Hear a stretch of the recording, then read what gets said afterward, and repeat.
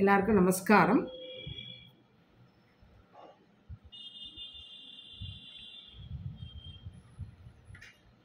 நம்ம இன்னைக்கு தீபாவளி 2025 20ஆம் தேதி வருது.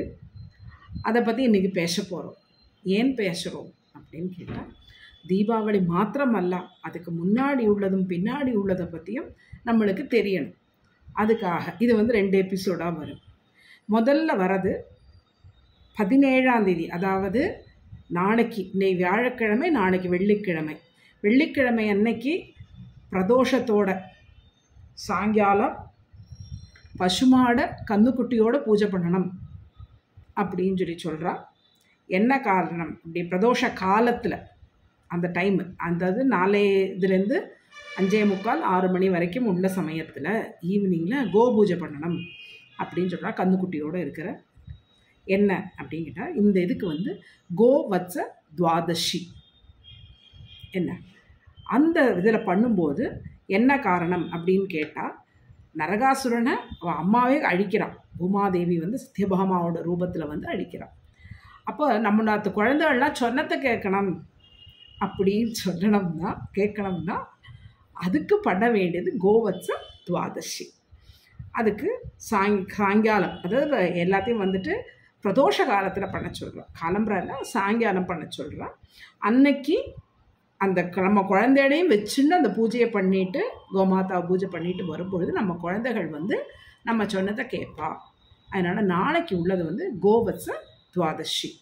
அதுக்கப்புறம் 18ஆம் தேதி சாயங்காலம் யம திரையோதசி.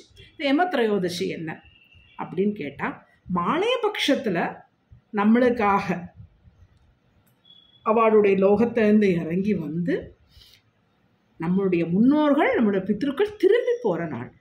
அப்போ அவளுக்காக நம்ம என்ன பண்ணுறோன்னா யம தீபம் ஏற்றுறோம்.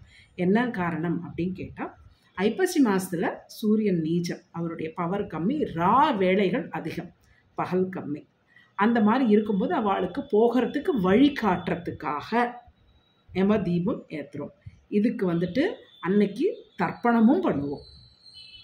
என்னுடைய மாமாவுடைய சிஷ்யன் அவர் கேட்டிருந்தார், அம்மா இங்கெல்லாம், அவர் மலேசியாவில் இருக்கார், கேட்டிருந்தா இங்கெல்லாம் தர்ப்பணம் எல்லாம் பண்ணுறாம்மா, என்ன ஏது ஒன்றும் தெரியலை எங்களுக்கு, அதை பற்றி சொல்லுங்கன்னு.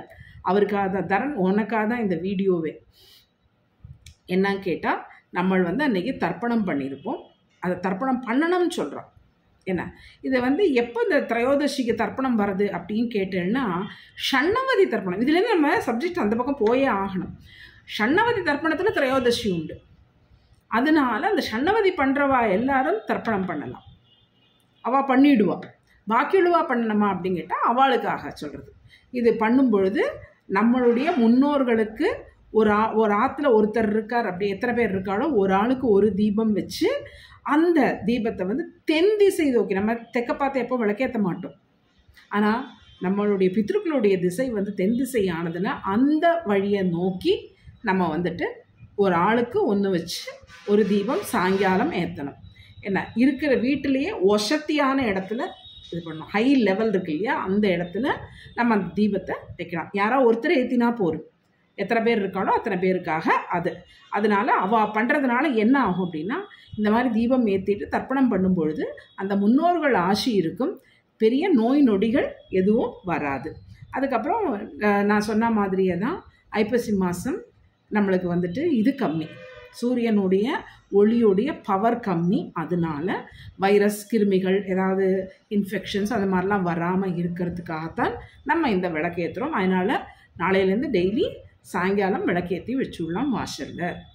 அதுக்கு அடுத்தது, இந்த நிறைய எண்ணெய் பலகாரம்லாம் சாப்பிட்றோம், அதெல்லாம் டைஜஸ்ட் ஆகணும், அதுக்கு ஏற்ற மாதிரி உள்ள ஃபுட்டு நம்ம எடுத்துக்கணும். அது ஒன்று. அந்த வரும்பொழுது தான் அந்த இடத்துல தான் என்ன வருது, தன்வந்திரி ஜெயந்தியும் வருது. தன்வந்திரி ஜெயந்தியும் இதில் தான் வருது. அதனால் திரையோதசி அன்னைக்கு நம்மளுக்கு அது ஒன்று. அதை தவிர 19ஆம் தேதி அன்னைக்கு தந்த்ரஸ் அப்படின்னு சொல்லி நம்ம நார்த் இந்தியாவிலலாம் நிறைய பேர் பண்ணுவாள். என்னன்னு கேட்டால், அன்னைக்கு நம்ம மாதிரி அக்ஷய திருதி அன்னைக்கு வாங்க மாட்டாள். இவள் இந்த தந்த்ராஸ் அன்னைக்கு போய் நகைகள் வாங்குவாள். அதுவும் நம்ம பண்ணலாம். அதுக்கு அடுத்தது, அதாவது அன்னைக்கு சனிக்கிழமை, ஞாயிற்றுக்கிழமை 19ஆம் தேதி ராத்திரி, 20ஆம் தேதி காலம்பரை நம்மளுக்கு நரக சதுர்தசி என்கிற தீபாவளி. என்ன நரக சதுர்தசிங்கிறது தான் கணக்கு. ஓகேவா? அது தீபாவளி காலம்பரை எண்ணெய் ஸ்நானம் பண்ணுறது. எண்ணெய் ஸ்நானம் பண்ணும்போது என்ன பண்ணணும் அப்படின்னு கேட்டால், நாயுருவி குச்சி, சுரக்காயோடைய கொடி, அதை நம்ம கையில் வச்சுட்டு தண்ணியில் போட்டுட்டு தலையை சுற்றி எடுத்து போட்டுட்டு குளிக்கணும். நல்லெண்ணெய் தேய்ச்சி தான் குளிக்கணும். உடம்பு ஃபுல்லும் எண்ணெய் தேய்ச்சிருக்கணும். விடியற்காலையில் குளிக்கணும். இந்த அன்னைக்கு மட்டும் நம்ம விடியற்காலையில் எண்ணெய் தேய்ச்சி குளிக்கலாம். அது தீபாவளி அன்னைக்கு பண்ணுறோம். அதுக்கப்புறம் வெந்நீர்லேயும் எண்ணெயிலையும் மகாலட்சுமி வாசஸ்தலம் பண்ணுறதுனால அதிகாலையில் குடிக்கிறது ரொம்ப ரொம்ப விசேஷம். அதுக்கப்புறம் என்ன அப்படின்னா, பாக்கி உள்ள இடத்துல எந்த இடத்துலையும் நம்ம காலம்புற எண்ணெய் தேய்ச்சி குளிக்கிறது இல்லை. இதில் மட்டும் எண்ணெய் தேய்ச்சி குளிக்கிறோம். அதில் அன்னைக்கு சித்திரகுப்தனுக்கும் சித்திரகுப்தனுக்கும் யமனுக்கும் தர்ப்பணம் பண்ணுறோம். யம தீர்த்தம் அப்படிங்கிற இதுவும் ஷண்ணவதியில் வந்துடும். ஷண்ணவதி பண்ணாதவா இந்த இதில் பண்ணலாம். அதுக்கப்புறம் இந்த மாதிரி இருக்கிறவா ஷண்ணவதி இந்த மாதிரி இதுக்கெல்லாம் சங்கல்பம் வேணும் அப்படிங்கிறவா எனக்கு தெரிஞ்சு நம்ம பண்ண வேண்டியது வைதிகஸ்ரீ புக்குக்கு நம்ம சப்ஸ்கிரைப் பண்ணினோம்னா அவள் ஷண்ணவதி தர்ப்பணத்துடைய எல்லா சங்கல்பத்தை எல்லாத்தையும் கொடுத்து விட்றா ஷண்ணவதியோட. அதனால் ரொம்ப அருமையான புக்கு எல்லாரும் சப்ஸ்கிரைப் பண்ணி வாங்கிக்கணும். அது பண்ணும்பொழுது இந்த மாதிரி தர்ப்பணங்களையெல்லாம் நீங்கள் பண்ணிடலாம். அதுக்கு அடுத்தது நம்மளுக்கு சதுர்தசியில் குளித்து தர்ப்பணம் பண்ணிவிட்டு என்ன சுவாமியோ அவருக்கு பூஜை பண்ணுறது என்ன. அதுக்கப்புறம் பட்டாசு வைக்கிறது இதெல்லாம். அதுக்கப்புறம் திங்கக்கிழமை அன்னைக்கு நம்மளுடைய தீபாவளி வருது. அதுக்கப்புறம் அன்னைக்கு சாயங்காலம் நம்மளுக்கு அமாவாசை தொடங்கிடுறது. அடுத்த நாளைக்கு அமாவாசை அன்னைக்கு லக்ஷ்மி குபேர பூஜை. இது எப்படி அப்படின்னு கேட்டோம்னா, லக்ஷ்மி குபேரரோட ஃபோட்டோ வச்சுக்க வேண்டியது சாயங்காலமாக பண்ணுறது. தீபாவளி அன்னைக்கு சாயங்காலமே நம்ம பண்ணிடலாம். சாயங்காலமே அமாவாசை இருக்குது. அமாவாசை தான் மெயின். அமாவாசை இருக்குது. அதை வச்சு பண்ணிடலாம். அப்படி பண்ணும்பொழுது என்ன பண்ணணும் அப்படிங்கிட்ட, லக்ஷ்மி குபேர படம் வச்சு கலசம் வச்சு 21 எண்ணிக்கை தான் எல்லாமே. காயின்ஸு என்ன பூ எடுத்துட்டாலும் சரி, என்ன எதுவானாலும். அப்புறம் இதை பண்ணிக்கும்போது நம்மளை நல்லா ட்ரெஸ் பண்ணிக்கணும். நம்மக்கிட்ட இருக்கிற நகையெல்லாம் போட்டுண்டு நல்லா ட்ரெஸ் பண்ணிட்டு தான் இந்த பூஜையை பண்ணணும். ஓகேவா? இப்போ சுவாமிக்கும் நல்லதாக பண்ணுறது. அதுக்கு அடுத்தது 21ஆம் தேதி கேதார கௌரி, செவ்வாய்க்கிழமை அன்னைக்கு கேதார கௌரி பூஜை இருக்குது. அந்த கேதார கௌரி பூஜை யாருக்கெல்லாம் இருக்கோ அவள் எல்லாம் அதை பண்ண வேண்டியது. இதுலேயும் 21 முடிச்சுள்ள சரடாக்கு என்ன எனக்கு கிடையாது. அதனால் எனக்கு அதை பற்றி எக்ஸாக்டாக என்ன அப்படின்னு தெரியாது.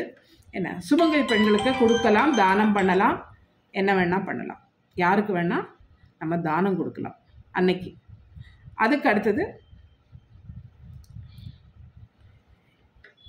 இதை விட ரொம்ப முக்கியம், துலா ராசிக்கு என்ன, துலா மாதம் தொடங்குறதே என்ன விசேஷம் ஜோசியம் சொல்லும் பொழுது சனி உச்சம் பெறாது. அதனால் இந்த மாதங்களில் காளி வழிபாடு ரொம்ப அருமையான வழிபாடு. காளி இது பண்ணுறது, கோவில்களுக்கு போகிறது, தானம் பண்ணுறது, சனியுடைய காரக பொருள்களை இது என்ன பண்ணலாம் அப்படின்னா, கம்பளி வாங்கி கொடுக்கறது என்ன. அதுக்கப்புறம் விளக்கு தானம் பண்ணுறது என்ன, அதுவும் ரெண்டுமே பண்ணலாம்.